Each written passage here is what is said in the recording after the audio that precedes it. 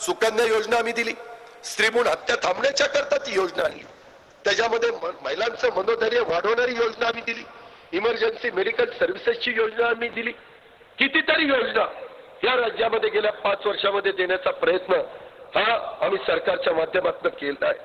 तशा पद्धतीनं आपल्या कोथरूड मतदारसंघामध्ये देखील आपल्याला आपला सर्वांगीण विकास त्या ठिकाणी करायचा आहे आणि तो विकास करत असताना एक चांगला मजबूत अशा पद्धतीचा सगळ्यांना सातत्याने भेटणारा, सगळ्यांच्या कामामध्ये समरस होणारा, सुखदुःखामध्ये समरस होणारा या पद्धतीचा तुम्हाला मला लोकप्रतिनिधी त्या ठिकाणी असला पाहिजे, अशा पद्धतीची अपेक्षा ह्या माझ्यासारख्या कार्यकर्त्याची आहे। म्हणून माझी तुम्हाला सगळ्यांना विनंती आहे की तुम्ही सगळ्या राजकीय पक्षाचा विचार करता आपल्या लक्षात येईल की त्याच्यामध्ये एक बाबूराव चांदेरे हे घड्याळाचं चिन्ह घेऊन जे उभे आहेत त्यांना जर आपलं पवित्र मत दिलं तर खरोखरीच मागे ज्यांनी आमदारकी इथं भूषवलेली आहे त्यांच्यापेक्षा जास्त चांगलं काम, जास्त मदतीचं काम बाबूरावांनी पण मगाशी बोलत असताना काही इथल्या कामांचा, स्थानिकांचा उल्लेख केला।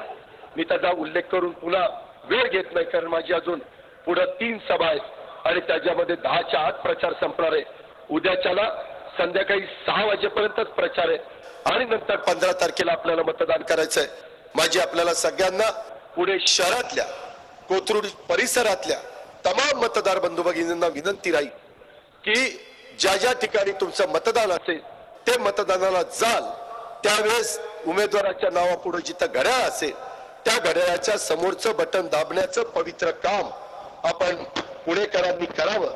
मी पुण्याच्या परिसरामध्ये, पुणे शहराच्या, ग्रामीण भागाच्या, पिंपरी चिंचवडच्या एकंदरीत विकासाच्या बाबतीत नावलौकिक वाढेल अशाच पद्धतीचं काम हे माझ्याकडनं होईल, दिलीप वळसे पाटलांच्याकडनं होईल, आमच्या बाकीच्या टीमकडनं होईल।